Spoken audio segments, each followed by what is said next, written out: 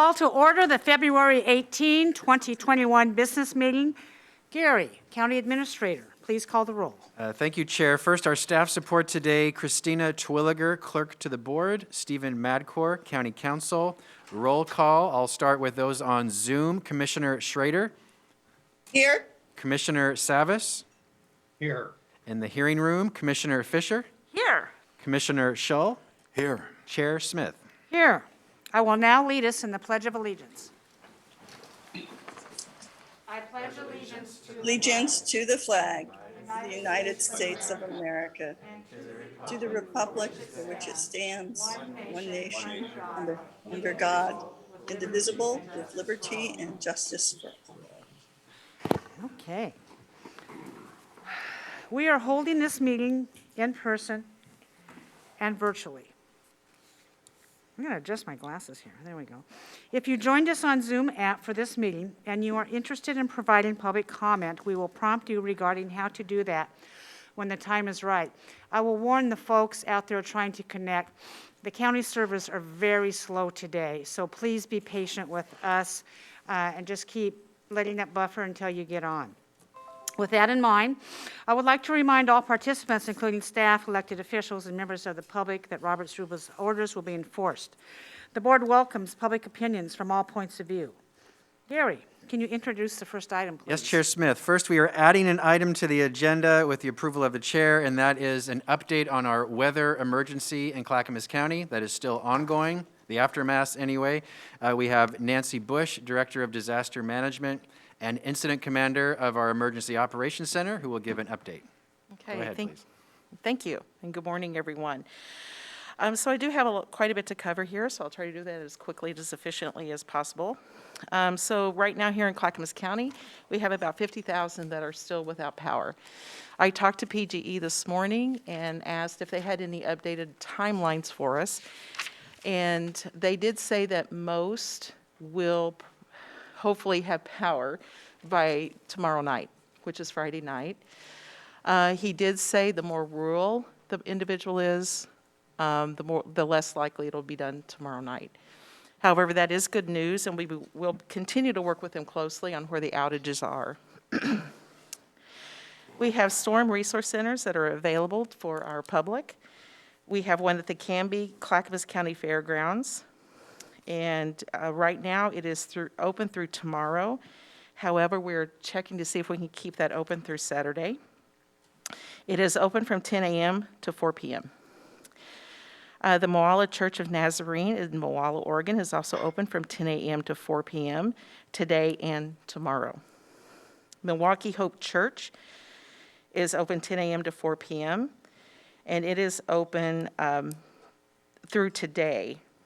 It looks like we're not going to be able to open that one tomorrow, but it is open through today.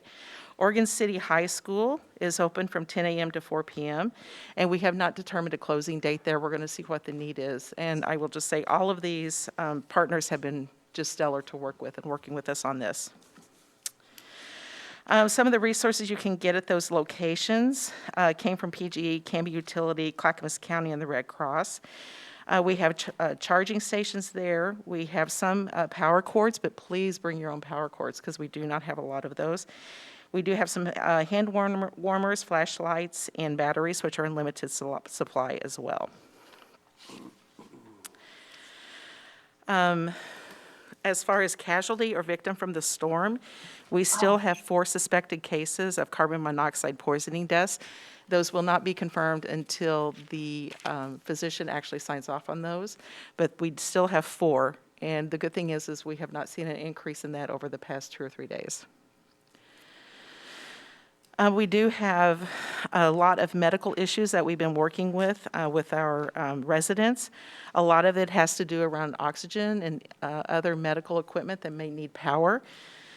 So the county administration has approved up to 75 hotel rooms for those that are impacted residents that we're paying for here from Clackamas County. And we're working on we are developing a process and pulling all of that together, and we already have several people that have been placed. Our Aging and Disability Resource Connection, which we call the ADRC, has been responding to calls since Saturday. So far, we've received 35 calls and be able to respond to 32 of those. We still have 3 that are pending that we're still trying to get a hold of. We have partnered with the state to shelter 6, possibly 10 by the end of the day today. And so some of those will be going into the hotels that we have been working on. We've been providing food boxes as well as to those residents that we know that need that, and have been making those deliveries, as well as, of course, our team, with our SAR team, has still been working with us on oxygen, as well as our fire districts. I just wanted to mention, too, that the warming shelters, they have been open. We have warming shelters every winter, so our normal warming shelters open as needed, and a lot of that depends on the temperature. But the power outages has not impacted that, and we have been able to open those whenever they need to be open. That's excellent. Yes. Our public information team, of course, has been responding to media inquiries related to the storm, including things about debris cleanup, county roads, even some state roads, et cetera. We continue to develop the new web pages. We know a lot of people don't have power. You may be able to get the things on your phone. If you can, our web pages are being updated daily. So we encourage you to go there if you can, again, recognizing that not everyone has the ability to do that. Our county roads update. So as of 11 o'clock, this was yesterday, we have not had an update today. There were 9.44 miles of road closed, just 30 miles of road with partial closures or lane restrictions. And these are changing on a regular basis as PGE does work, and they work with our roads department to get things cleared. However, our road conditions are improving daily. Snow removal on Mount Hood and Welch's is complete at this time. Snow drift on Marmot Road is removed, and that road is also open. Debris removal began today on Redland Road. I'm sorry, it began yesterday on Redland Road, Oatfield Road, Springwater, and Hayden. Right now, we have an estimated of 40,000 cubic yards of debris. We are doing an initial damage assessment, which began yesterday as well for our debris, which is what we'll be turning into the state to see if we can get a federal declaration. Just to remind everyone, we have a threshold here in Clackamas County we have to meet, which is 1.6 million. The state has to meet 6.5 million for an event before it can be considered for a federal declaration. We do not have a federal declaration, which means we do not have any money coming in right now from the feds to help with this event. Nancy, who asked for that? Is it us as a county? Is it the state? For a federal? Yeah. It's the state. The governor has to ask that.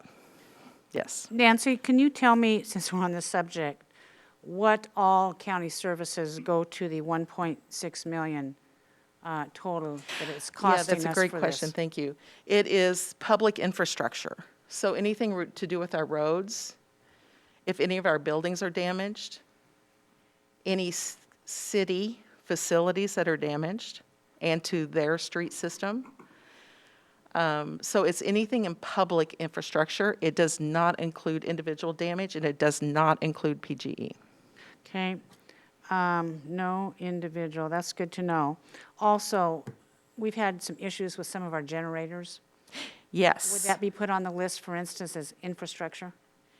Yes, if they're public generators, that would be considered. That's what I meant. For the generators that power our public buildings and our public facilities. Yeah, but it has to be damage done to those, which of course we did have damage, and I'll cover some of that in a minute, but yes, they are part of that infrastructure. Okay, thank you. Okay.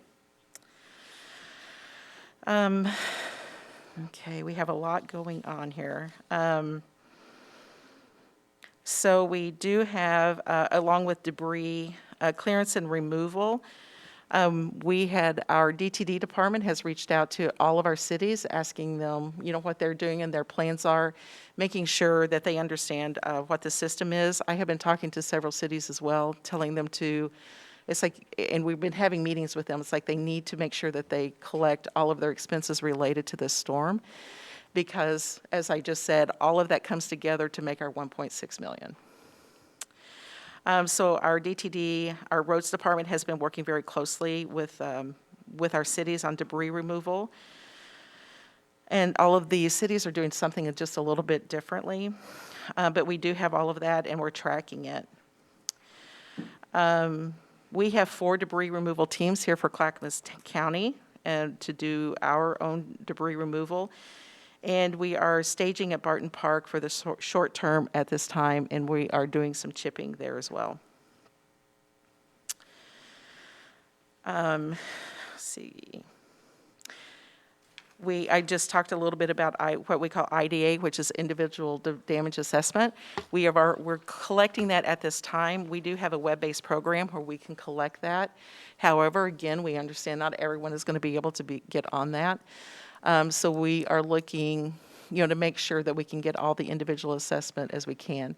Just a reminder that individual assistance is very difficult to get. I mentioned, I think on Tuesday, that before the wildland fires that we had, it was 1996 since we had a individual assistance for Clackamas County. So I don't know if that's going to be achieved or not, but I just want to make everyone understand we're going to try for it, but it's really difficult to get. So when the people lost their houses in the wildfire, was that individual assistance? Yes, ma'am. Okay. Yes, ma'am. I do want to talk about the generators that the chair brought up just for a few minutes, and I believe we also have Greg, who's going to be available to talk about We'll talk about West, so we'll Okay. talk about the other counties. Yeah, I'll go through the general information first, and then we can have Greg Geis come on and talk about West. So we did have some generator issues here on campus. There was a lot going on. So we have a generator that is for TS1, which is our Technical Services 1, which is where we have our servers, and the generator fired up, and then we lost power around 4:15 Saturday morning. It had a buildup of ice that was 1.5 inches thick that did not allow it to properly vent.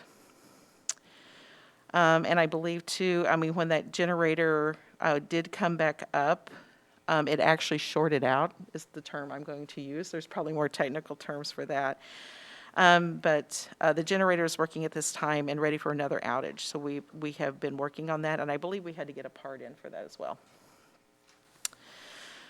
Juvenile also had issues with their generator as well. They were able to, I think that particular generator actually did come on, but then it threw an alarm and then it shut off. And then I think that was around 10 o'clock in the evening. Is that correct? Okay. And then we were able to bring in a portable generator there, and they kept, I think, flipping the alarm, but I think they finally got that worked out. And I know that the staff there were really, really happy whenever that generator did come back on and they got their heat back on. The jail generator did fire up and took a load until a compressor kicked on, which caused the generator to run lean and then to shut down. There was some buildup in the tank and the fuel lines that was impeding the flow of the fuel to the generator while it was under heavier loads. So that was also fixed and taken care of. As far as Wes is concerned, I know they did not run out of fuel because I actually was working with West staff. They had called me in plenty of time and said, "We're afraid we're going to run out of fuel. Can you please help us?" We were able to get fuel to them. And I do know that they went back on PGE power even before the fuel got there, but we went ahead and brought the fuel in so they could top it off just because everything kept going up and down. And if Greg wants to come on and talk a little bit more about Wes's generator. Yeah, let's do that now. So Greg Geis, Director of Water Environment Services, is online. So Greg, can you please, again, your staff talked about this Tuesday, but one more time from you. What happened? Why was there a wastewater leak in the river? Please explain what happened for us. Sure. Good morning, Commissioners, Chair Smith. Just to give you a quick update, virtually all of our treatment works lost power.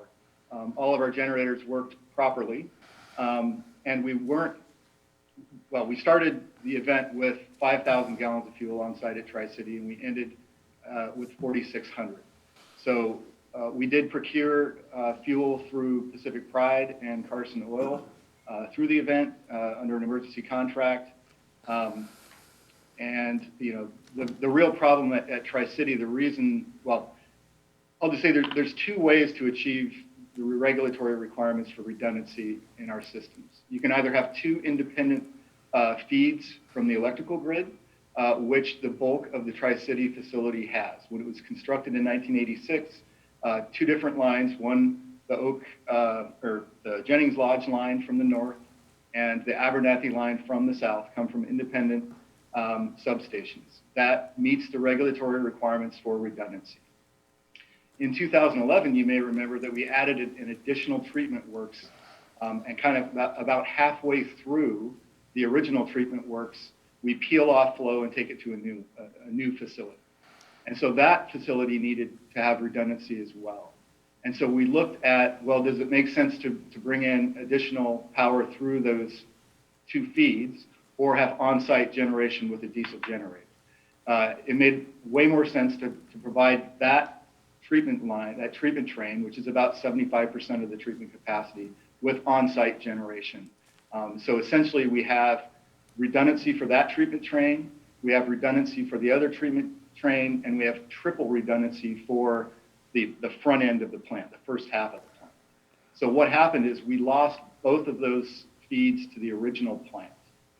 The generator, everything worked properly, so we were running 75% of the plant. It would be as if 25% of the plant lost both its electricity and its backup power. We subsequently brought in backup generators for that 25%. They're still on site until we're confident that the grid is going to be stable. So if something does go wrong now, we would have 100% backup power on site. So Greg, why did we not have the 25% covered ahead of time? Because it was never designed to do that. The redundancy there was from the two independent feeds. We didn't have triple redundancy. Again, it would be as if the DSB lost power and then the backup generator didn't work. So we had to scramble and bring in outside power generation to cover that, the same way that you would have to do that for a building or any other kind of facility. It was a catastrophic, hopefully once in a lifetime event. We could have a conversation about whether the entire facility should have triple redundancy. It would be very expensive for something that you would use, hopefully never. Okay. All right. So any questions for Greg in particular about WES, commissioners? Commissioner Savas and Commissioner Schrader both have their hands up. Yeah, Commissioner Savas. Yeah, I know a little bit about this, enough to be dangerous if you want to call it that. But I do want to say that private sector, public sector, that when it comes to backup generation, that very few utilities or businesses have sizable generation for 100% of capacity. So it's cost prohibitive. So, if you look at the stores that were on backup generation, where it's hardware stores like Home Depot or the grocery stores, you walked in there during this emergency, you realized that half the lights weren't working, and because it was basically designed to just keep the essentials working. And that's typical. That's just typical design, again, because it's cost prohibitive. And also, my question to Greg is that, and maybe even Nancy can answer maybe this too for other generation, but what we also have, typically utilities have agreements with PGE on the backup generation where PGE might actually maintain the generator and then use it, it's a public-private partnership, and use it to backfeed their system in the event of emergency. So we have these partnerships. I know we had them at the water treatment plant on the Clackamas River when I was on that board. And I just don't know if we have those partnerships with PGE. So sometimes they're responsible for fueling. Sometimes it's a shared responsibility. Each of those arrangements are a little bit unique. But can you or can Gary, not Gary, but Greg, can you speak to that a little bit? Yeah, absolutely. And I didn't want to get into the detail, but a lot of the reason why we had the on-site have the on-site generation at Tri-City is because we're a part of that program. It's called dispatchable DSG, dispatchable, basically dispatchable backup power. We have that system at Tri-City, and we have that system at Kellogg. And yes, technically PGE is responsible for maintenance and refueling on that because they use it during power outages or during stressful times for the grid. We have first right of refusal. So if our power goes out, that's our backup power. It's a great deal, frankly. When we called PGE and said, hey, we're on this backup power, want to make sure we can get some fuel, they said, well, we have basically the same ability as anybody else to get fuel.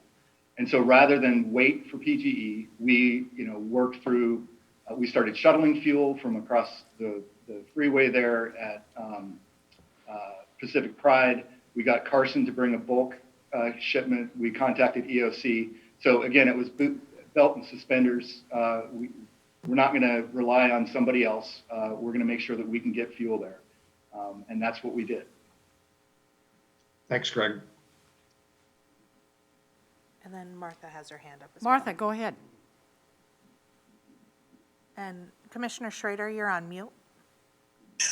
I just wanted to give a heartfelt thanks to Greg and everybody that works at WES. I know that we have great first responders, and I believe particularly now with what we've faced, the third, I guess, I don't know what else can happen this year, but I just want to commend them for their round the clock work to make sure that things went well and went right. I have since found out that they really got no rest. They were just on it for hours and hours at a time. And they really, really are kind of another group of heroes, I think, that we should recognize. So thanks, Greg, and thanks to the whole staff for all the hard work you did.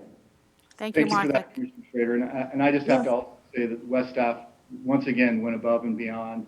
I'm humbled and honored to be able to work with them. Yeah, they really did. Yeah. Commissioner Fisher. Thank you. So I'm not sure if I should ask my questions of Nancy and Greg. Should I do Greg right now and then? Greg first, please. Greg first, please. So, hey, Greg, I think it was Greg Early who came and briefed us. Can we get Greg back up there so I can see him when I'm talking to him? I'll put him on the spot. Thanks. Hi, Greg. I understood that we had 75%, we met the 75% of the regulatory requirement of the effluent that went into the river. Can you tell me what the regulations, are we going to be fined for that? Is that put us at risk of, what's the damage of that 75%, I guess is my question. Sure. So just to clarify, for some short period of time, we had 75% of our full treatment capacity online. Okay. It takes time from the time that we collect a sample, we analyze it, and we understand the water quality that's hitting the river. So anytime that we have a question about, and we did, we had a question about whether the quality of our effluent, we're going to notify the public, we're going to notify DEQ, we're going to notify the media, just as in an abundance of caution. So we still don't know, technically, whether or not we met all of our permit limits. We know that we met some of them at this point. There's still a couple that we're waiting on the analysis for. Okay, and you'll let us know when, because that will help us decide what other precautions we would want to invest in. And then when Greg was talking, it seemed to me that the real challenge was the shifting from the grid to the backup generator, and then when power came on, and then there was sort of a back and forth that really created the challenge at the treatment facility. Am I correct in that assumption? Initially, yes. So imagine, your power goes out at your house. We have literally thousands of sensors and switches and, that need to reset. And sometimes it's just glitchy when you have that much equipment. I do want to at least speculate about the regulatory impact. I want to emphasize that at all times we are meeting our requirements for redundancy in power. It was just an extraordinary event. We lost both of those redundant sources. And so given the extraordinary measures that we took and just the overall situation and the fact that it truly wasn't our fault, it was the act of God, I would be very, very surprised if there's any regulatory action. There was a lot of other folks in a very similar situation across the region. Yeah, I appreciate that. I'm just curious when you think of all the procedures and protocols. And when I was a new commissioner, I did my tour of Tri-Cities, and it is quite the operation. And I just am curious from your perspective, was there anything that we could have done better as far as procedures, or that we need to analyze for the future? Or did we just follow everything as laid out? Well, I like to say Wes is a learning organization because we are. And when things like this happen, or even much less severe things, we always have an after-action report done. And so we're gonna do that next week. I think that, again, I think people took extraordinary measures. Can we improve? Yes, we can always improve, and we will learn from this. We know when you rapidly cycle power on and off between the grid and a backup system, and that's happening, that's very stressful for all those sensors, switches, pumps that need to reset and kind of start working again. And we know which ones didn't work. And so I certainly think that we have an opportunity now to go back in and troubleshoot and make sure that, and test and make sure that we're a little bit more resilient to those what we call power bumps. Thank you for that. My last question, and I asked this a little bit when I was on the tour, but I would love to hear it from you. If we totally lost power and you didn't have the grid and you didn't have backup generators, what would happen? The sewage would bypass. There's a physical, it would literally fill up our wet well, and there's a bypass that takes it straight out to the river.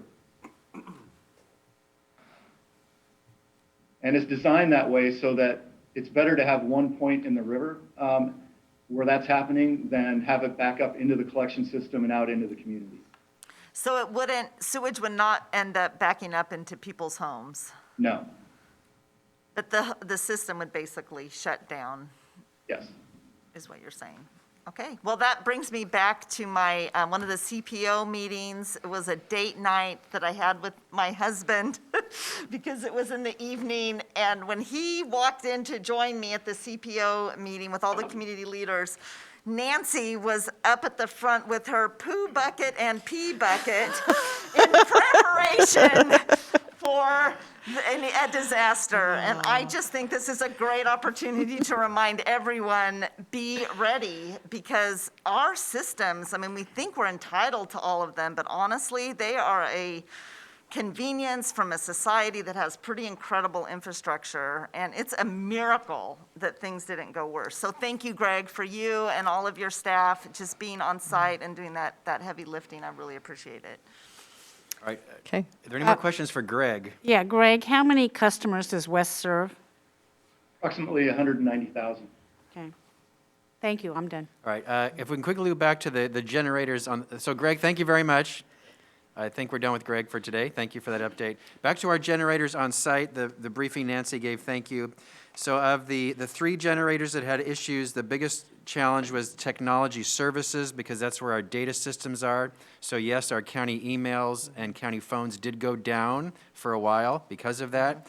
And the reason is because of ice buildup on the exhaust port. Now, all of these generators are well-maintained, and they're tested frequently. We have many of our staff here from facilities, which I want to call them out. I want to thank you for all that you do every day to maintain our buildings and facilities, and especially over the weekend. Your team, all of you in the room, were working 24/7. You didn't sleep. You were here making sure the county had the power it needed and that our critical services were provided. As the CEO of PG has told us, and you all know, this was a 40-year event. We have not had this level of ice in 40 years. In fact, if you live in Oregon, I do, I grew up here, it was 1979, 1980, remember that ice storm? 1 week, no power for a week, the whole state, at least the Portland area. It was massive, so it's been 40 years. So I don't know what you could have done to have prevented that ice vent issue, but when you found out about it, you fixed it. But I just want to thank you for that. But yes, that's what caused the issue. The vent was blocked by ice, and it caused our email servers to go down, which was fixed as quickly as possible. So are there any questions for our facility staff about the generators since they're here? Otherwise, we can send them on their way. But any questions? No, I'm just very thankful. Yeah, no, I'm I'll so just, thankful. I have a question. I'm just curious, because Gary gave a great summary, but is there anything that can be done as far as maintenance or so that the ice doesn't build up? Are we going to look at this for the future? Jeff, introduce yourself, please. Jeff Jorgensen, the Clackamas County Facilities Manager. The question of, can we do anything about it? We actually had some meetings yesterday and discussed this. We had staff here. We would have to have more staff here. At the same time, we were getting alarms. We actually, between Saturday and Sunday, had 3,000 alarms, 45 emergency call-outs, 2 floodings in basements, had to move COVID vaccines to a secure facility because they had lost power. It's a matter of we would have to probably have half of our staff online here to keep up with the issue we had this weekend. But we do have a full maintenance program for the generators. We test them annually with a load bank, so it's under load. We test weekly that they actually come up and operate, and we've never had any problems with this. And if we find any problems, we correct it immediately. All generators are required to be maintained at least at half full. If it gets down to below 3/4, we have them refilled again, and no generator got below half from our generators. So I just want to make sure everybody knew that. But we would have to have more staff, and we're really stretched with staff. I've got Ralph Williams is our supervising electrician. It's really his program that he runs with us. And Rick Cole, the maintenance supervisor, they were here doing stellar performance, breaking out off that ice from the regulators and the generators and a few of the other staff. So yeah, we're still out there recovering, but we would have to have a lot more staff here to actually just do that. We're looking at anything we can do to mitigate this in the future too. And I'm just curious practically, and this is just from my experience, the ice was coming down so fast. I mean, my windows, every window in my house was covered with ice. I couldn't even see out my windows. I can't even imagine when you have a generator, which is outside, correct? It has to be outside because it has to vent outside. You can't put a generator inside. We have some, but they're vented outside, some that are in buildings. How would you possibly stop that? Is it even Well, possible to stop the ice buildup in a situation From like Thursday that? night to Friday morning, when the generator problem we had at Technology Services happened at just after 4, you were here at 1, right, Sparky? We were here before that. And for the last, 3 or 4 days before the event, we were out there, getting ready, spreading ice melt, making sure generators were fully fueled. I don't know how you actually do that, except just actually not having staff almost standing next to the generators. But we also had issues with like Technology Services, that the limbs, and they all fell like in the HVAC, so we had to clear the HVAC units. It was built up of ice on all those things. So immediately got those done, but it was pushing staff to the max. I mean, to be honest, these 2 guys didn't sleep for 38 hours. Oh, my gosh, that's amazing. So they put in a lot of effort. Our staff were out there. All I could say is we'd have to have more staff and have them just ready to stand by. That would be my only answer right now. Well, we can do some after action. I mean, I'm looking at what's going on in Texas right now, and they're just saying, but we don't have this kind of weather. Right. We are, so many people without power, it's really struggling. Well, we have weather, we have wildfires, we have major storms. I mean, we have Mount Hood. I mean, we have earthquakes. We have issues here in this county. So we've really got to maybe really analyze it and think if we need to bring generators for our communications. Well, we actually have portable generators, and that's with the Technology Services. When the one went down, we brought over a portable that we have 2 portables that were donated from the National Guard. We brought one over immediately so that we could go ahead and took the one generator off, connected up the other generator so Technology Services could then get the programs transferred over to the Development Services Building server, and then, so they got it transferred over there. So we brought in a portable there. We had a portable down at Juvenile, so we Yeah, how have long several were we portables. without our servers? It doesn't seem like it was that long in my memory. No, but- we brought up power pretty fast again with the portable, just to go ahead and step in there. I would say that, do I need to be on the Gotta mic? come to a microphone, please, yeah. And please introduce yourself. I will do that. My name is Ralph Williams. I'm with Facilities Management. I'm the supervising electrician supervisor. And our portable generator, or our main generator at TS, I knew it had come online when we lost power about 4 a.m. I knew it had come online because I had seen all of the alarms clear that we had, that the system was without power and on battery backup. I saw all those alarms clear and restore, so I was excited because I knew that we were not going to have an issue. Unfortunately, the 2 inches of ice buildup on the exhaust caused it to heat up, and when it heated up, it blew a water pump and kicked the hose or the belt off as well. By the time we had, it took a little while to get the 25K generator on site because we had to chip it out of the ice hole that it was in. And the configuration is a little differently. It was a little different because we are fed with 480 volts typically from our generator. And all of our equipment is also rated at 480. But our temporary generator was only 120, 240. So we had to reconfigure some things. It took a little while to get that reconfigured. But I believe it was probably around 2 o'clock in the afternoon or 3 o'clock in the afternoon. It might have been before that, when they had all of the servers transferred over to the Developmental Services Building, which never lost power. Well, we lost power, but we were on generator backup and UPS. So it was about 8 hours.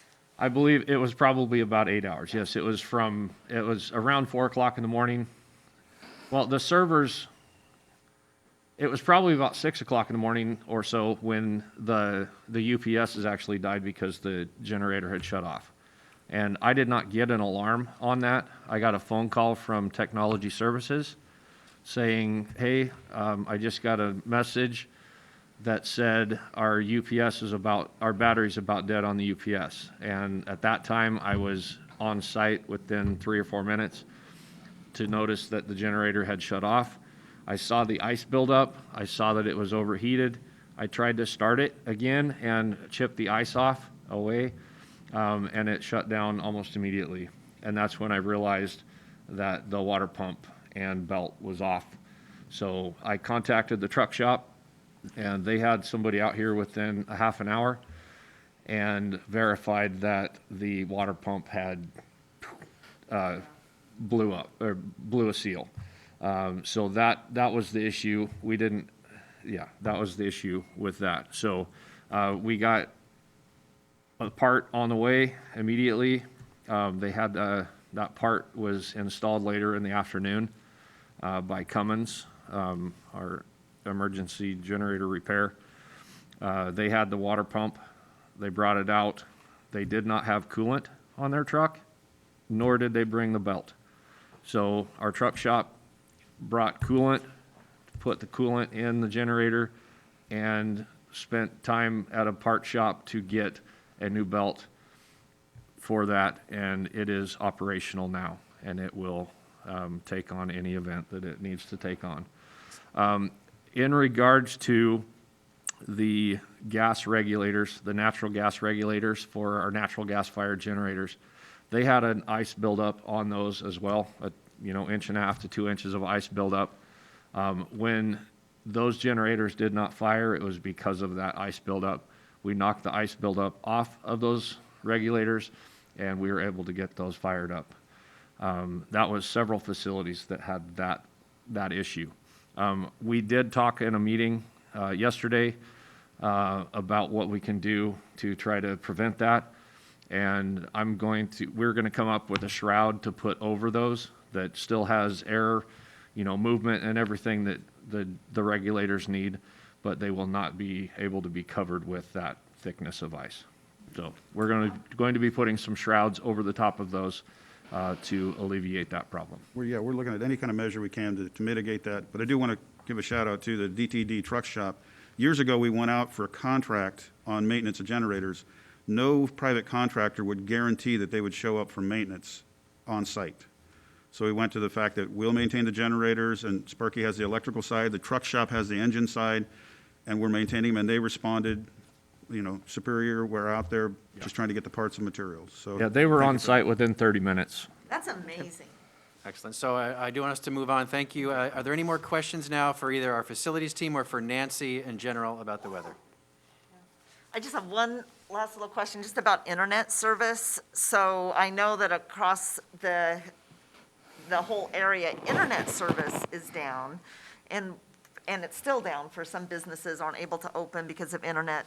What's happening with that? What's the status of that? So it's difficult to get an update from CenturyLink, which is most of the internet provider.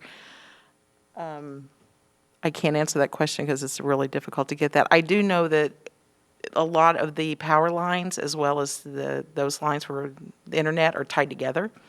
And what we've been seeing is, like, within a day after people getting power back up, they get their internet back. Because they're bundled. Okay. Well, that's good to know.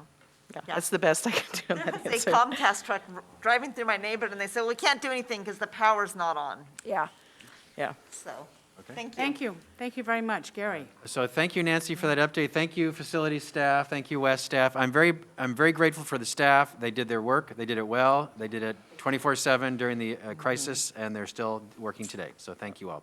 That took longer than I expected. So Nancy, if you could be briefer on the next two, please. Next, wildfire updates. Nancy, please go ahead. So, and I do just want to say real quickly something that Administrator Smith said, as well as the Commissioner. We have had in this county and Marion County in this state have had 3 historical events in 1 year. I don't know that any other counties in this country has done that. And it's just a fact. But we have been stretched this year because we've had 3 historical events. So on to the next historical event, which is the wildland fire. Just a brief update there. We do have now, we continue to get more and more money in for especially individual assistance, which we talked about just a few minutes ago and what that means. Now our household assistance has went up to 98 that are eligible with $522,000. Our individual and household program has now went up to 168, which is almost $690,000. Total coming in for individual assistance into Clackamas County at this point is $1,373,544, which is fairly significant for that event. Excuse me. Our SBA loans is now up to $2.798 million for our businesses as well. The other area that has really been impacted in the wildland fire is because of all of the ice that came down. Our debris cleanup has slowed down, obviously. So it was too dangerous to get in. They have not started the private property cleanup yet, but we hope to have that happening very soon. But a lot of it has been due to the roads being down, and other issues around the ice. We do have Tetra Tech who's going to be coming in and again assisting with us to work with ODOT on that. And the personal property outreach is going to be happening with ODOT hopefully in the next 2 weeks as well, because this put them behind in other counties too. Okay. So that is basically the wildland fire summary at this point. Christina? See any? Go ahead, Gary. All right, great. Thank you. Next, COVID updates. Nancy, could you give a general update before we do the addendum? Yes. So Christina, if you could bring up the slides for me, please. So as Christine is bringing those up, I'll just go ahead and get started with our county metrics. We are still in, if you can do the next slide, thank you. We're still in high risk. We should be getting our numbers Monday, I believe, for the past 2 weeks. It will be lower than it is now. Part of that is because we have not had testing sites up and we have not been getting in all of that information. However, in general, we do know that our case count seems to be down. Right now, we're at 185.2 per 100,000, and our test positivity rate is 4.7. Next slide, please. The U.S. has over 27 million that are total cases with 485,000 deaths. And in Oregon, we have about 150,000 with just over 200,000 deaths. Next slide, please. So here in Clackamas County, we have a little over 13,000 with 169 deaths. And again, next slide, all of these have been trending down. This past week, we had 218, which of course has come down from last week, which was around 200 and I think 92. It's pretty small. I can't see that on my page here. Next slide, please. Our hospitalization as well has been fairly steady over the past couple of weeks. And we have not seen a lot of a fluctuation there either. As our numbers come down, obviously those numbers should be coming down as well. The next slide, we have the COVID positive patients in Oregon. And again, that continues to fall here in our region. And we are continuing to see that come down with our case count. Next slide, please.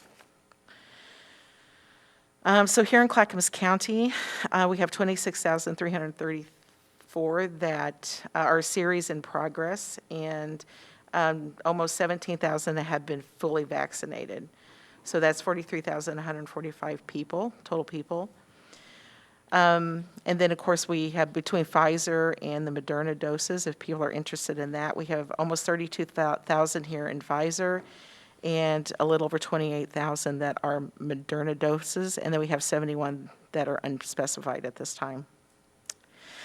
Just a couple of things I want to add here. We do have some more vaccine places that are going to be opening as we get more vaccine in, and we're having conversations with OHA to determine how much we're going to be getting in. But we want to remind everyone, and again, with power down, we totally understand that this is an issue, and some people don't have access anyway, but right now, you need to go through OHA's website to get an appointment. If you don't have access to that, we are trying to work with people on an individual basis to try to help them to get vaccinated. As of Monday, if you were 75 years or older, you were eligible. However, that doesn't mean it's going to be available to you because, again, we're very limited in vaccine. We had two very large events that were scheduled for last week in the region. One of them was at the Convention Center in Portland, and one of them was at the airport, which had to be canceled in the rescheduling. And if you were a part of that and you had an appointment for that, someone will reach out to you to make the other appointments. We do know that we are going to be getting vaccine that's going to be going into some of our pharmacies, Safeway, et cetera. Again, that is going to be an appointment system, but we have not received the details on how those appointments will be made. So that's my general update for COVID. Christina? I don't see any hands raised.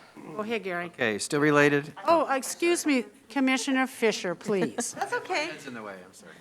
Yeah, you got such a big head, Gary. Just a question with all the cancellations of the vaccine. Is there a point where they'll have to start over with dose 1 if they were waiting to get dose 2? Or how, I know they say that they get the first dose on one Yes, date and ma'am. then within a time frame they get the second dose, but are we at risk of that with this weather No, event? not at this point because I won't speak for sure, but I do know that there's a time period that's fairly large.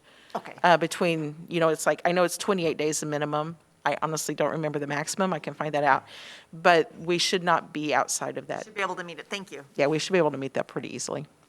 Yeah, go ahead, Gary. Thanks. Okay, next is approval of addendum number 7 to board order number 2020-14, declaring a local state of emergency and declaring emergency measures. This is the extension of your COVID emergency declaration. Stephen or Nancy, who will present? I'd be happy to. Good morning, Commissioners. Stephen Madcore here. What you have before you is an extension of the current COVID emergency declaration. This is addendum number 7.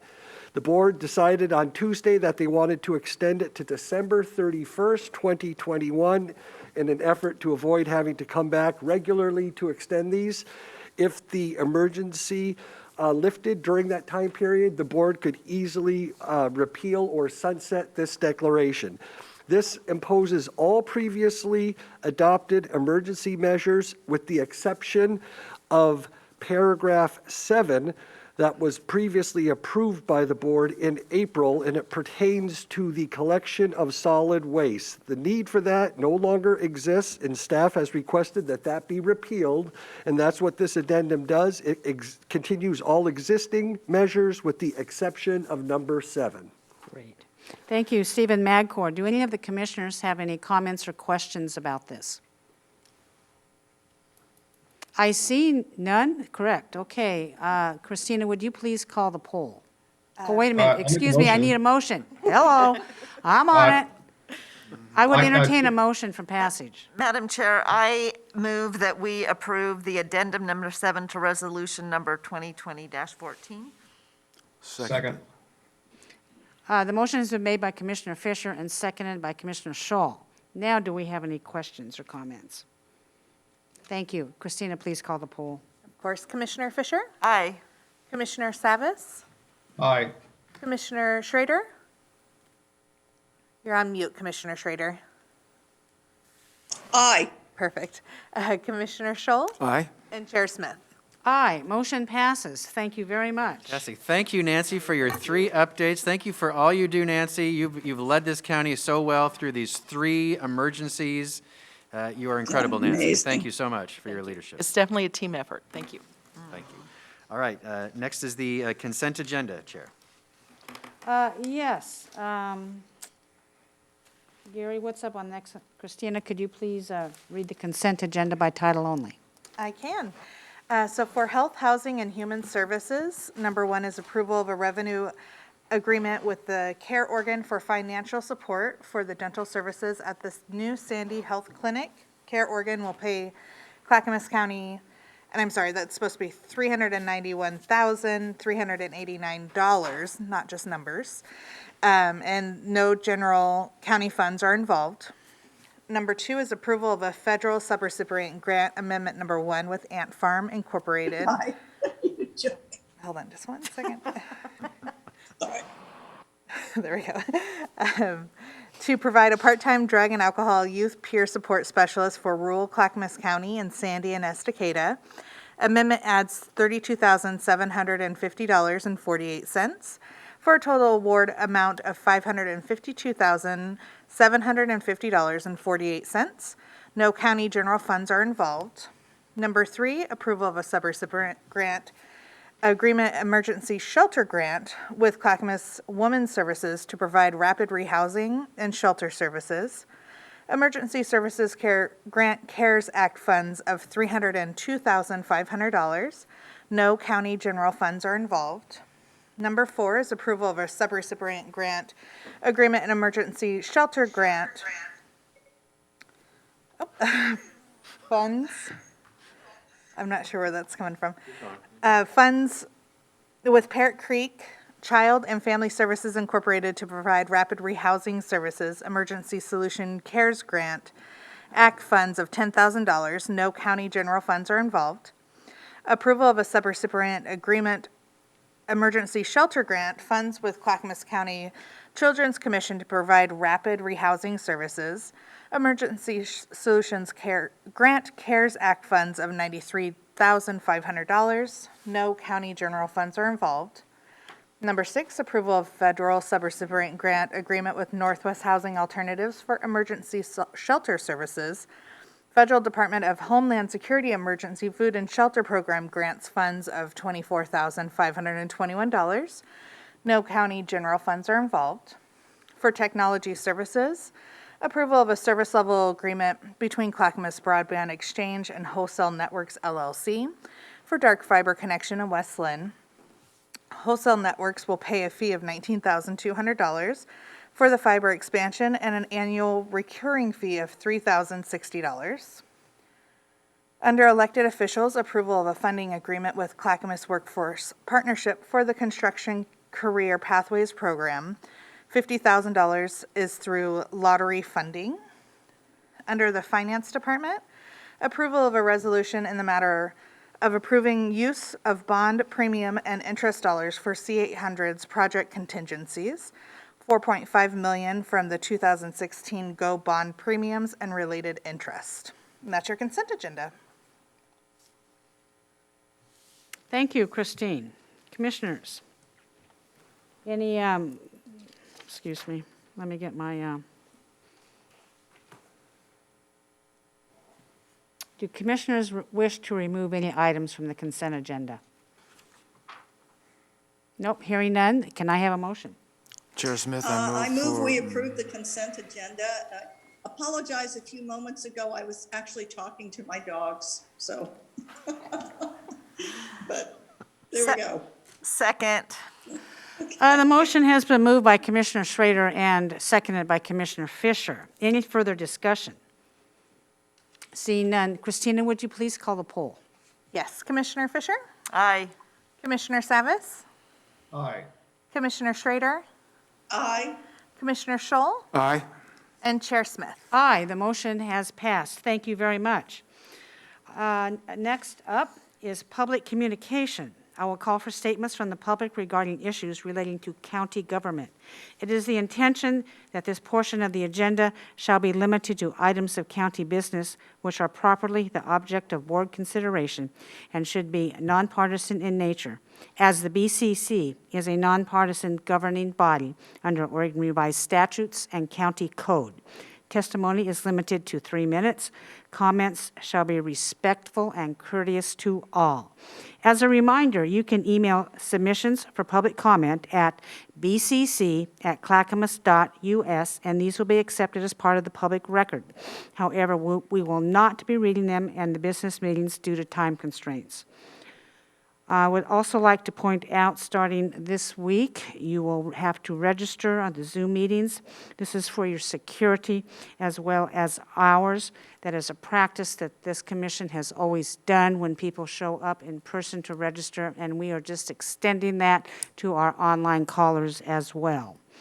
Christina, well, wait a minute. I do have a card here, so I do my card first. Thank you. We have an in-person individual in the room. Elvis Clark, please come up and state your name and address.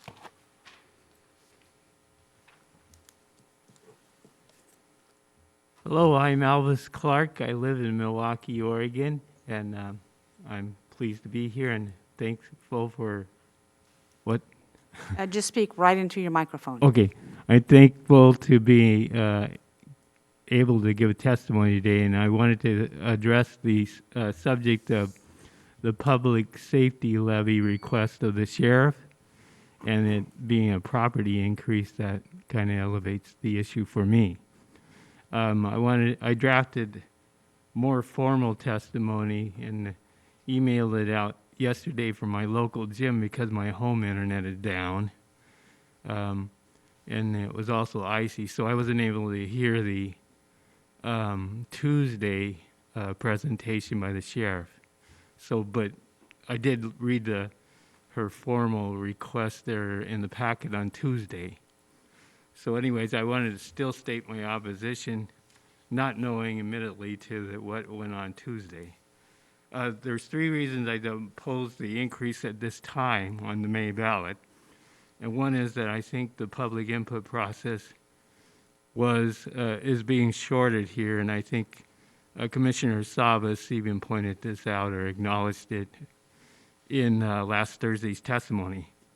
And also the second thing, the economy is still in a hole, and so people actually need relief. A number of people need relief and not tax increases at this time as they are behind on their payments. The third thing was I also read the formal proposal from the sheriff as it would go to the ballot. And there's a number of positions or talk about the drug enforcement part of that bill or that levy. And we just had a Measure 110 that passed by voters and also talk of more decriminalization of drug enforcement. So that strikes me as being kind of, we really don't know how this is going to shake out on the drug enforcement side. So we need more time to figure that out.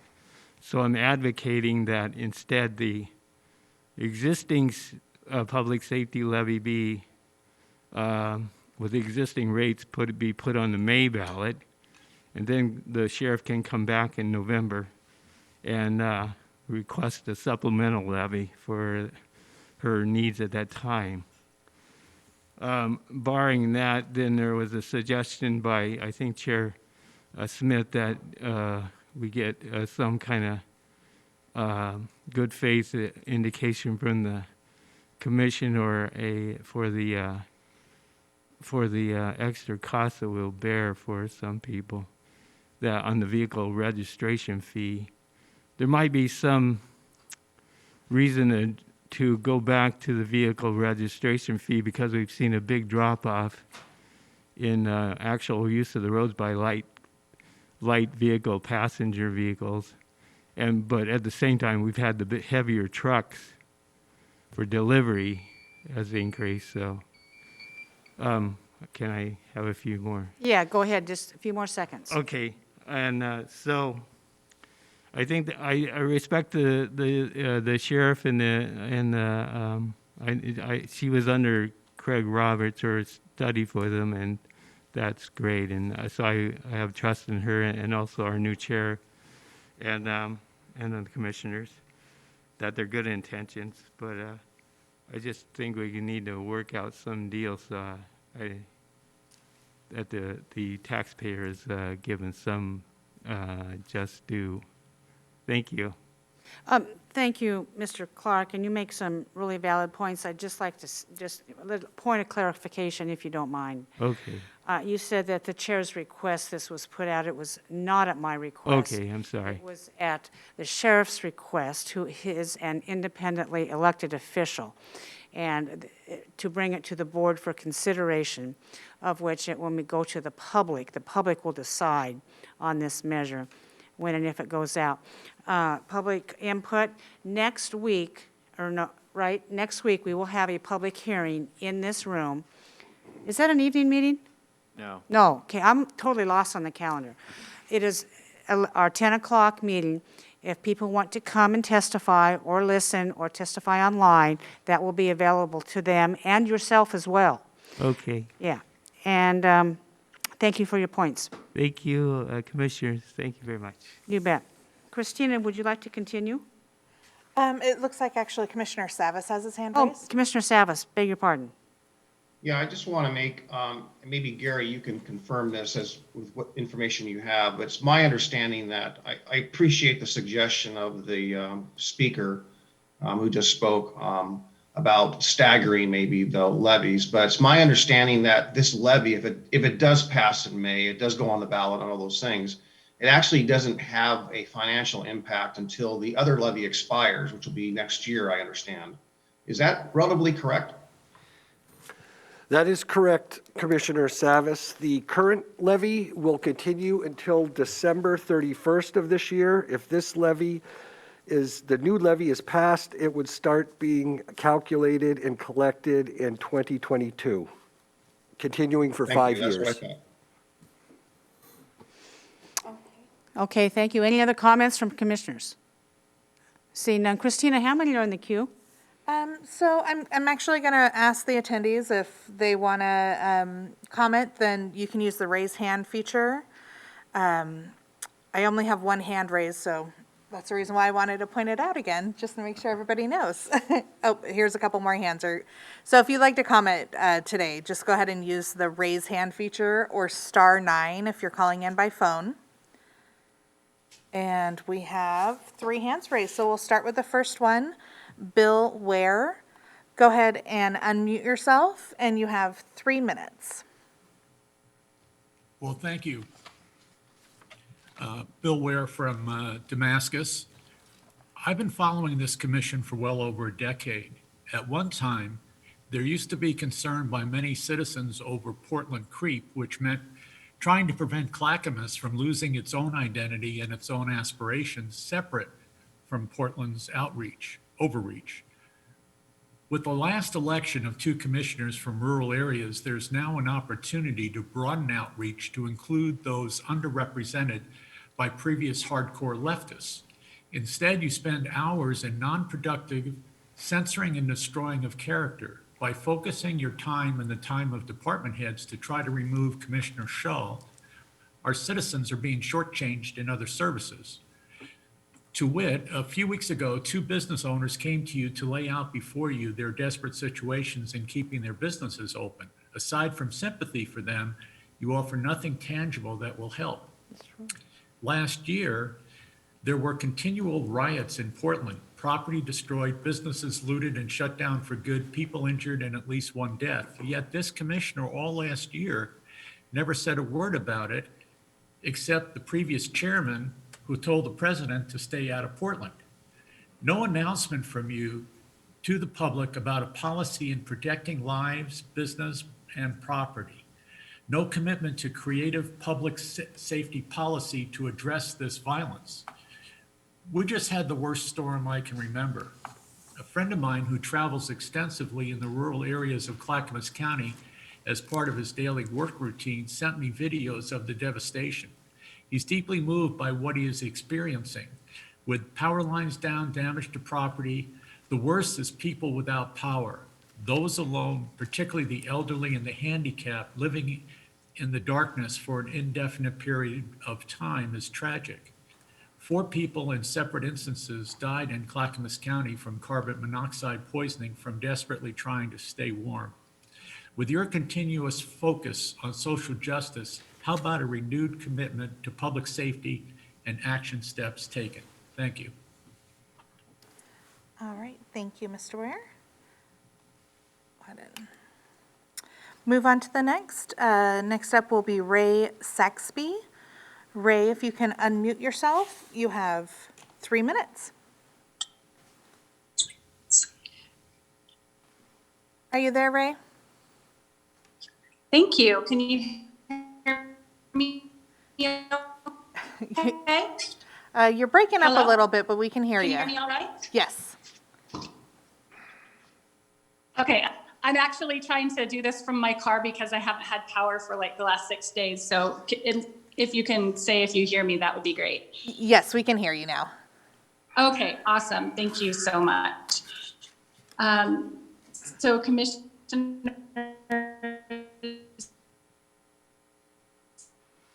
Hey, Ray, you're cutting out a little bit. Are you still there?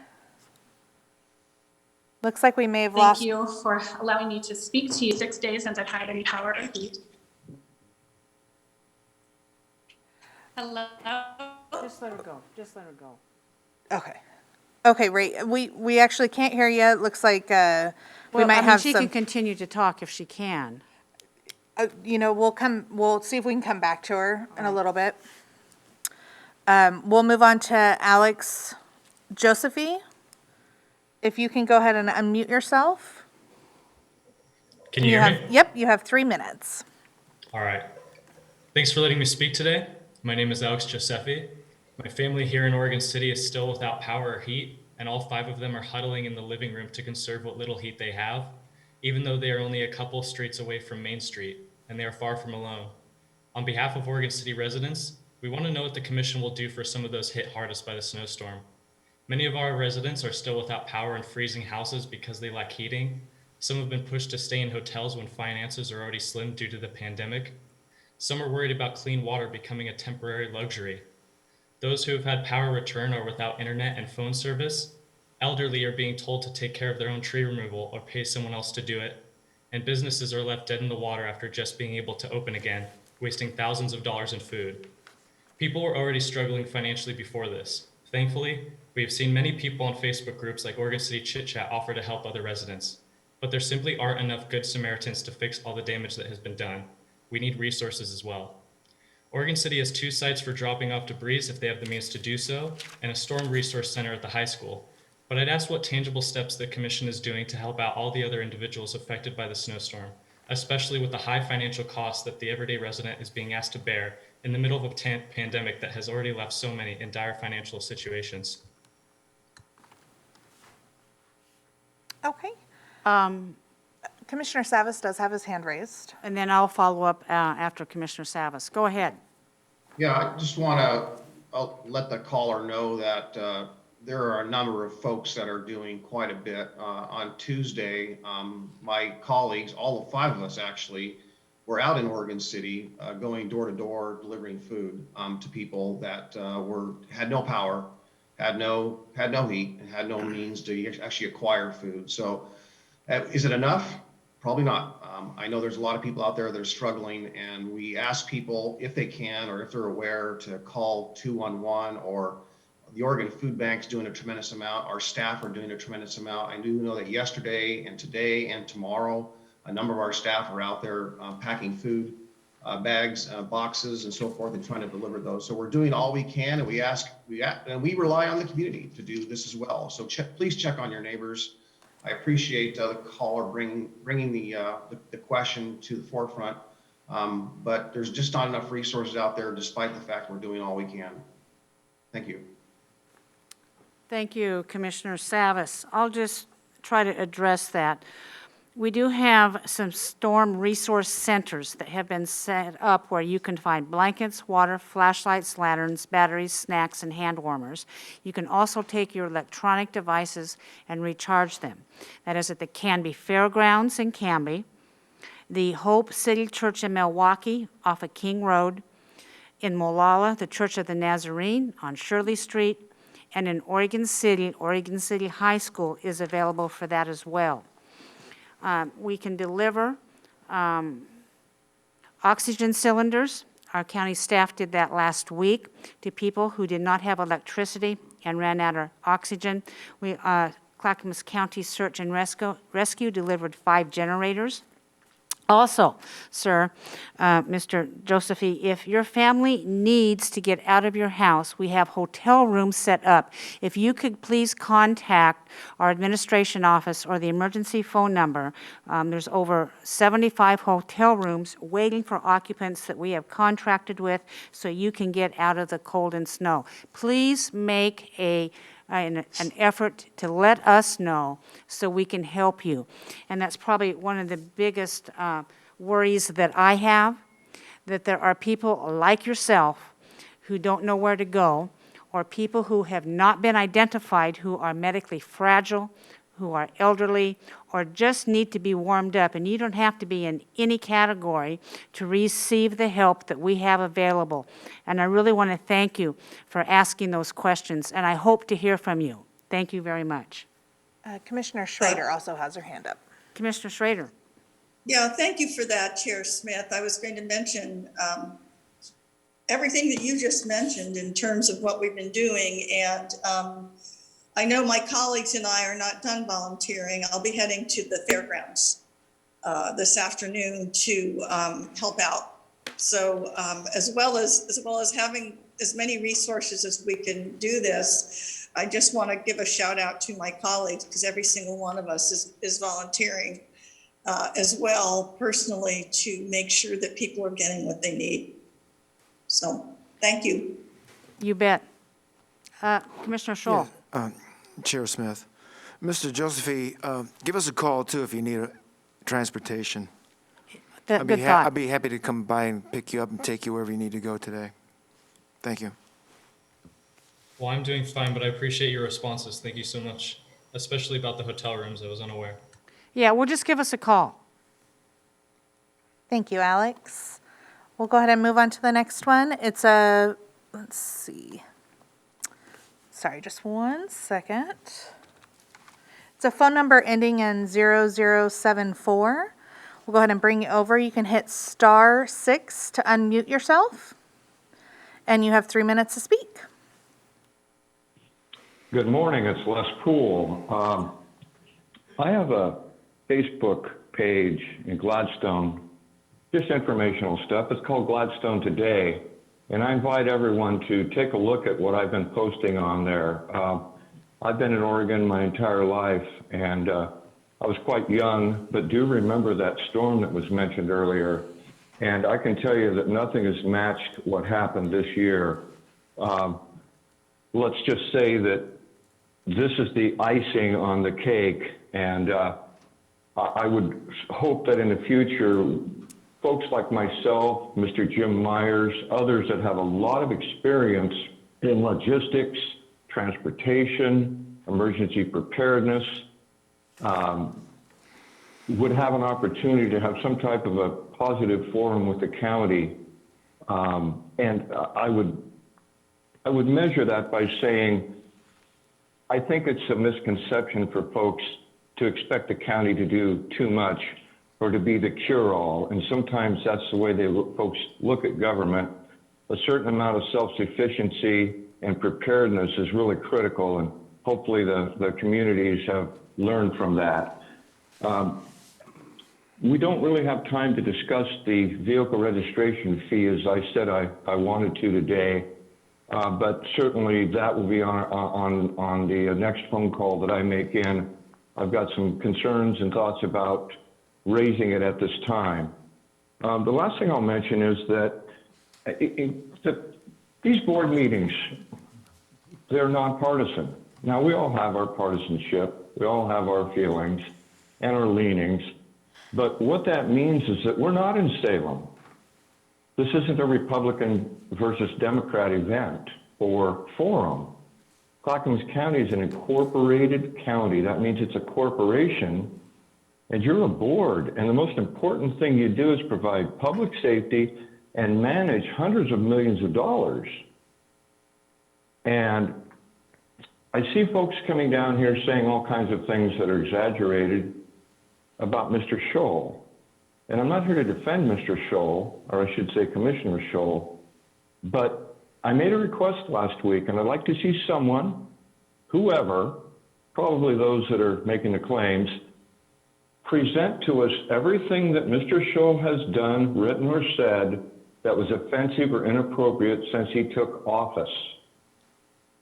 I'll close with one last statement, and that is, I encourage everyone to go to Orstar, look at the Friends of Jim Bernard, Friends of Mark Scholl, look up Ken Humberson, look up their campaign financing, because we had a lady in here, or I should say a lady spoke a couple times about Mark Scholl getting money from Timber Unity.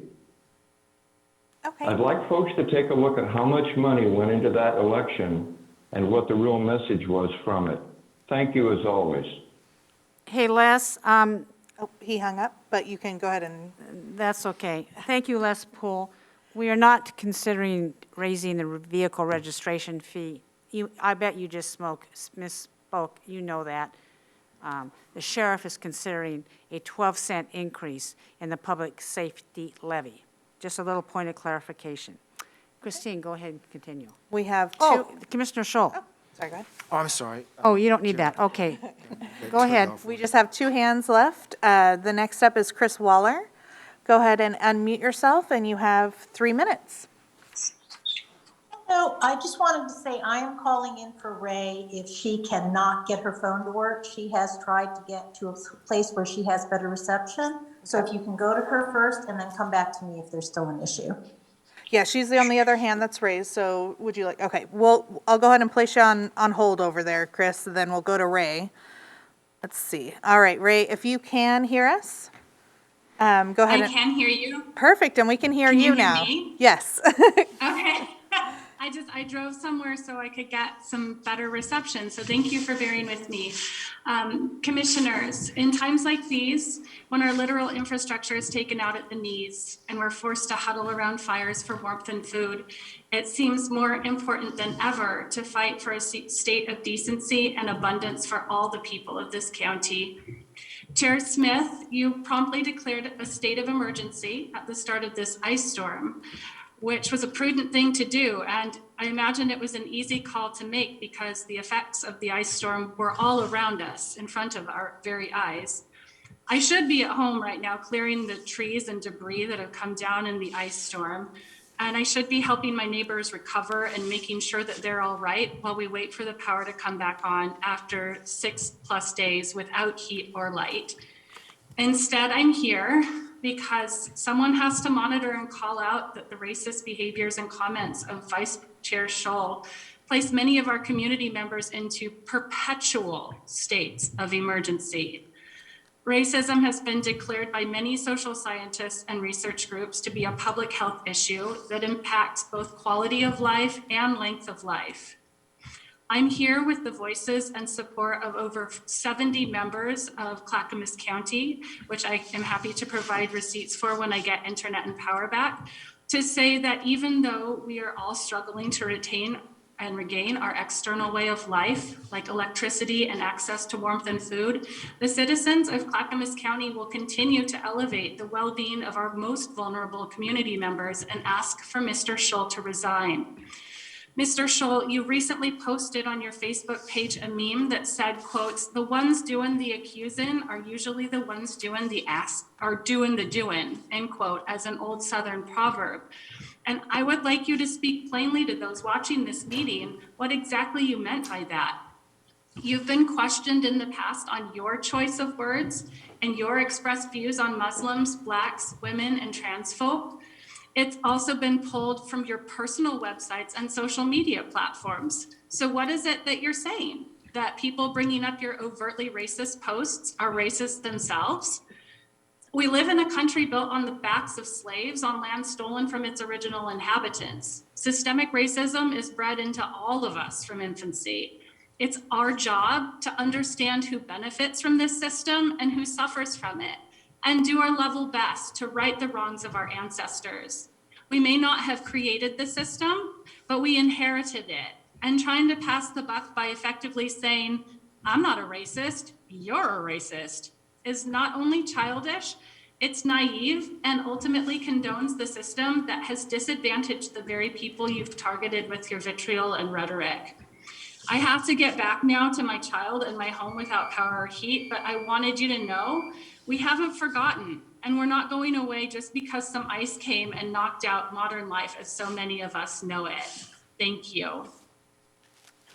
Okay, Ray. And looks like, and Chris Waller, I know that you had your hand raised. If you'd like to speak again, it doesn't look like you've raised your hand again, so I think that we are complete with our public comment. Thank you, Christine. I will close the public communication portion of this meeting, and we will move on. Gary, can you introduce the next item? Yes, next is County Administrator Update. That's me. First, I would like to seek your ratification of a contract I signed on your behalf, Commissioners, under the Emergency Declaration 2020-14, COVID-19. It was a contract from Disaster Management, an intergovernmental agreement between the county and the city of Lake Oswego for COVID testing and vaccine administration. The total cost is not to exceed $150,000. It is funded through state CARES Act dollars, funding via the local public health authority. No general funds are involved. This intergovernmental agreement will expire on December 31st, 2021. I signed this on your behalf this week, February 16th. I'm asking you to please ratify that contract. I'll entertain a motion. Chair, I move that we ratify the item. Second? The motion has been made by Commissioner Scholl and seconded by Commissioner Fisher. Any discussion? Seeing none, Christina, would you call the poll? Yes, Commissioner Fisher? Aye. Commissioner Savas? Aye. Commissioner Schrader? Aye. Perfect. Commissioner Scholl? Aye. And Chair Smith? Aye, and the motion has passed. Thank you very much. Thank you. And I have a few more updates to share with you today. Of course, I want to recognize the staff who have worked so diligently over our emergency this past weekend related to the weather. I've already emailed you, Commissioners, but for the public, I just want to call it a few departments. Our CCOM 911 Center received over 9,000 telephone calls over 4 days. Almost a record. The wildfires were the record, but this is the second highest amount of call volume.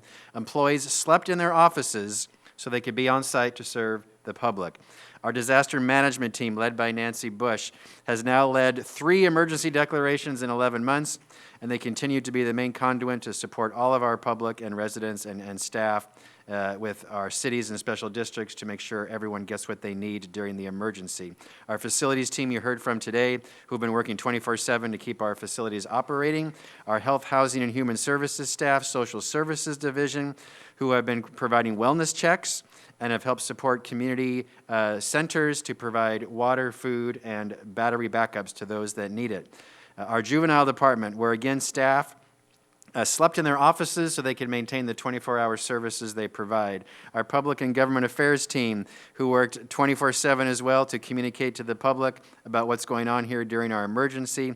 Our staff conducted over 40, or produced over 40 social media posts, media interviews, 680,000 impressions, 25,000 engagements. That's a lot of social media talk to say we got the word out and the public saw it.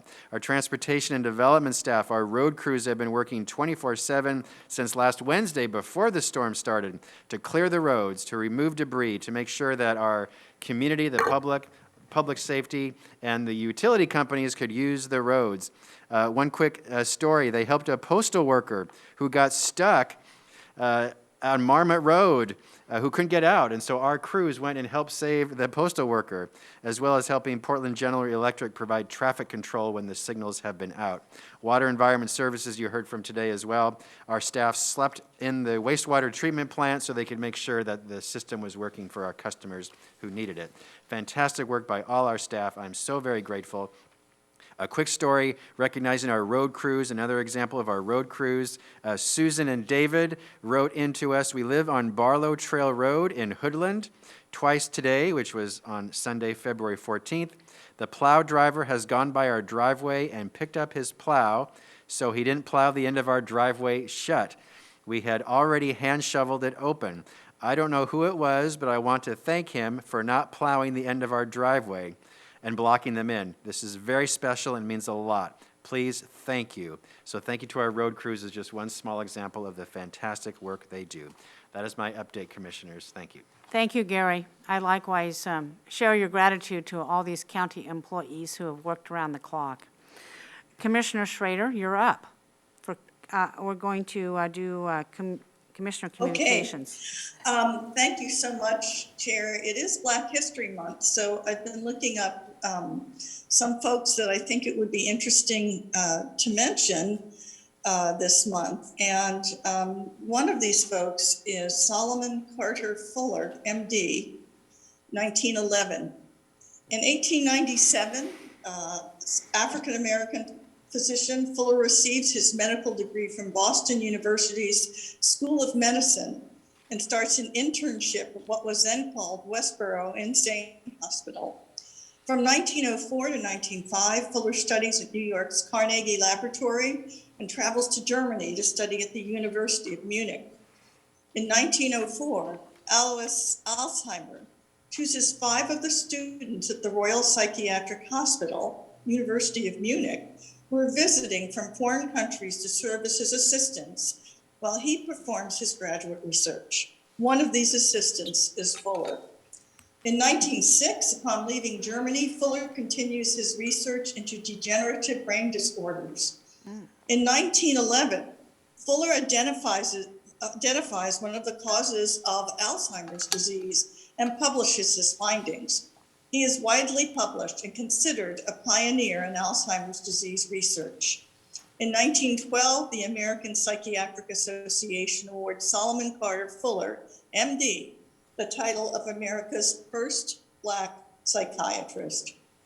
Fuller publishes the initial comprehensive clinical review of Alzheimer's cases that has been reported at that time. In addition, Fuller translates much of Alois Alzheimer's work into English.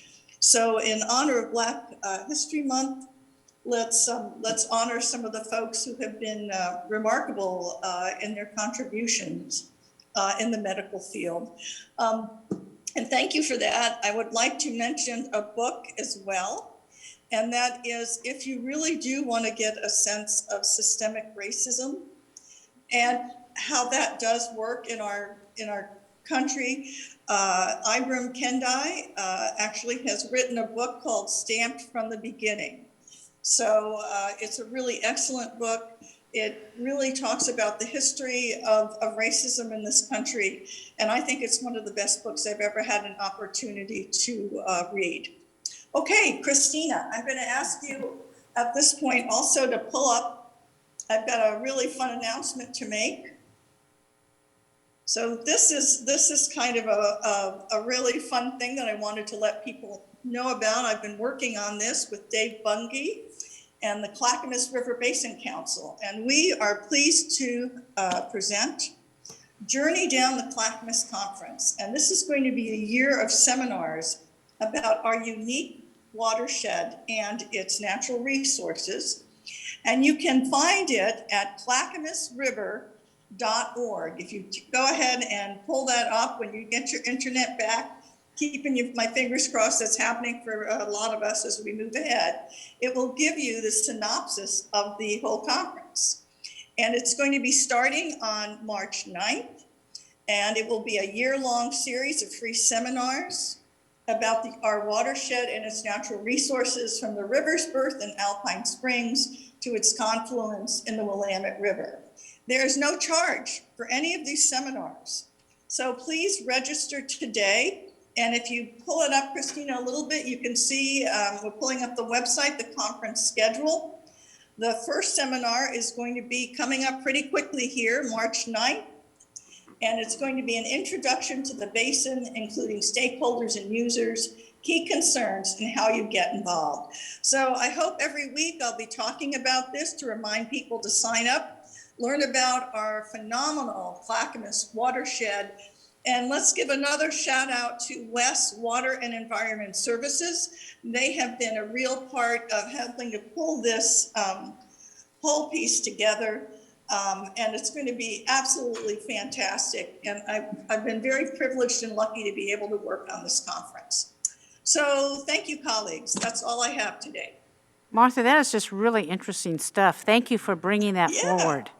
Well, we should all do it. It's going to be phenomenal. It's going to be great. Okay, thank you, Martha. Commissioner Scholl. Thank you, Chair Smith.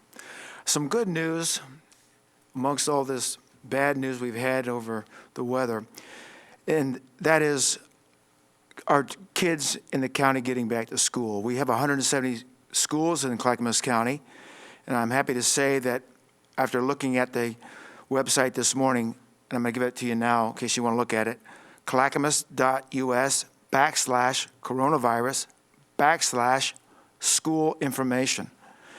And it looks like by 15 March, I'm happy to say that most of our students in Clackamas County will be back in the classroom.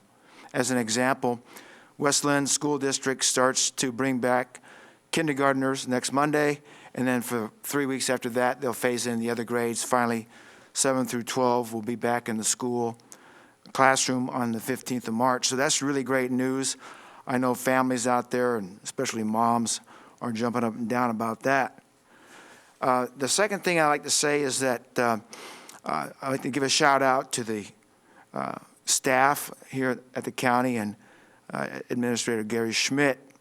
I had the opportunity to work with people from H3S on Tuesday on Gain Street to help mitigate pain and suffering during the ice storm and handing out food bags. And then yesterday over at Hope Church on King Road, I had the privilege to work with some of our people from Behavioral Health Division and doing the same thing. And I can tell you that people really appreciated that. Nancy Bush mentioned some things about warming centers. Also, I'd like to add that anybody in the Sandy area can contact the Ant Farm or in Estacada, the Estacada Food Bank, and they've been very helpful to people in those areas. And also a number 503-655-8640 here at the county if you have questions about where the nearest warming shelter might be to you.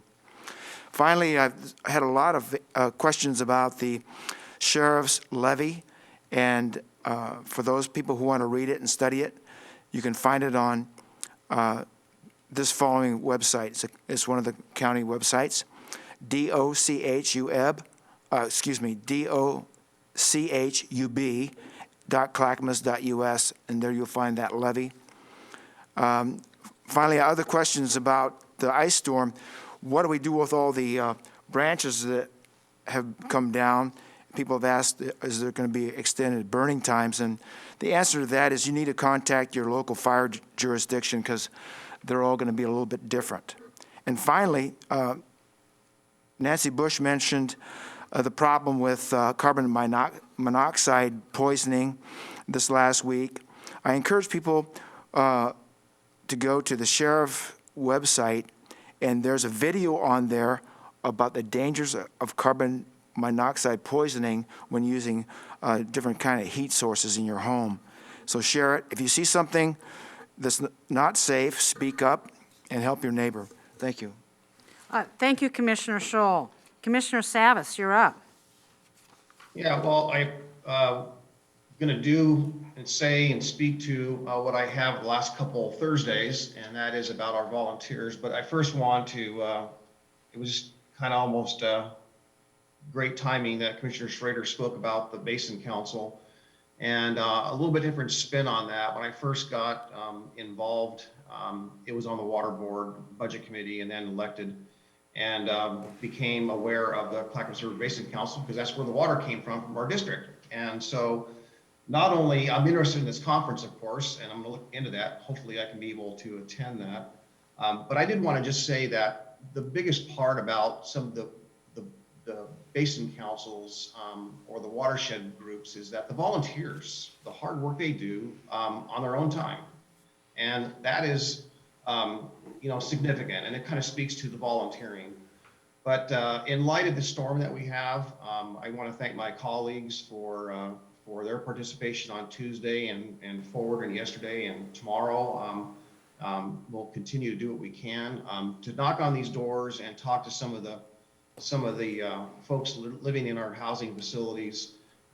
It's can be heartbreaking sometimes because they're not, they don't have heat, they don't have power, they're suffering, and they're some of them, quite a few of them are senior citizens. So it's very concerning that the vulnerable people out there and the kids, the lack of food, all of this stuff is it's just heartbreaking.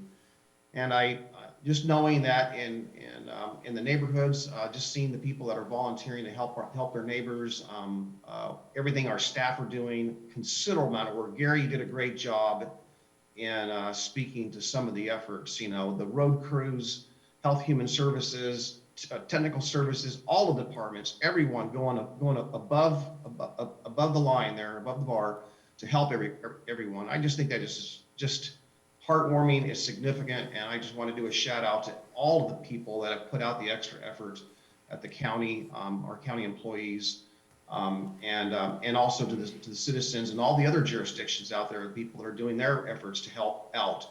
This is an unprecedented storm.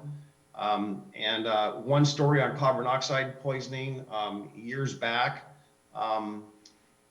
someone got carbon monoxide poisoning, someone I knew, and the reason was, unbeknownst to them, is their gas furnace was working fine. However, a tree limb came down in the ice storm, covered the exhaust vent for the gas furnace, and you would not know it.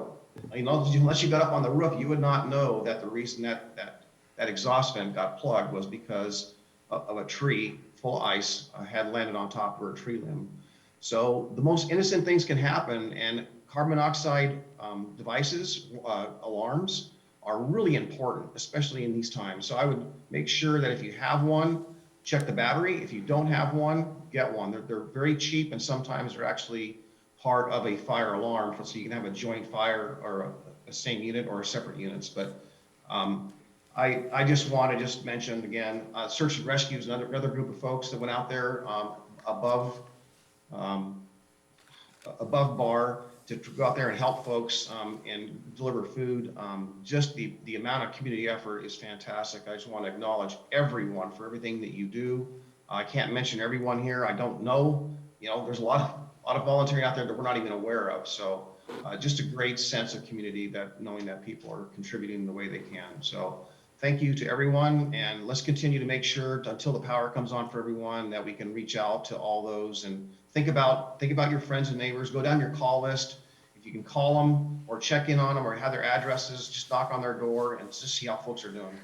Thank you so much. Thank you, Commissioner Savas. Commissioner Fisher, you're up. Yeah, thank you, Chair Smith.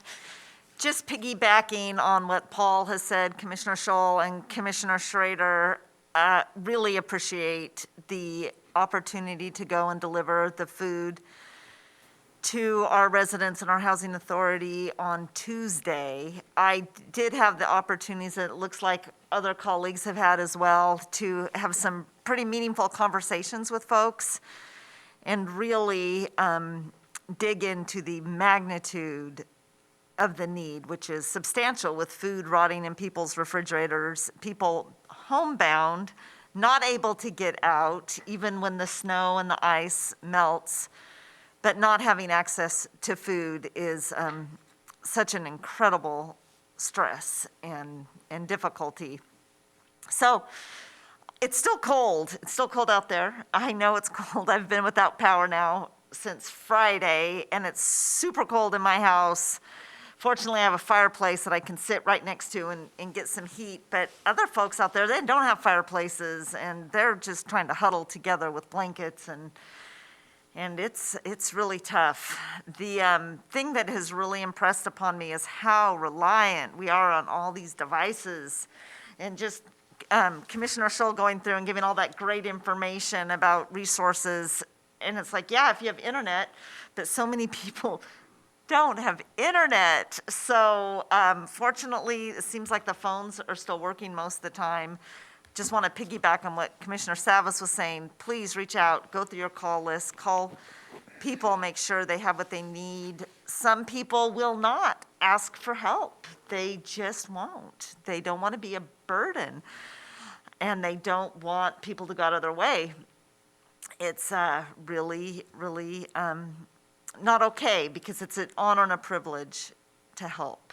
And I know that our county government is helpful and really wanting to help for those in need, which is why we've set up the resource centers all throughout the county. And I know that the people of Clackamas County care about their neighbors and the people around them. So please, let's just continue. Let's continue. We're not through this yet. Continue to reach out and care for one another.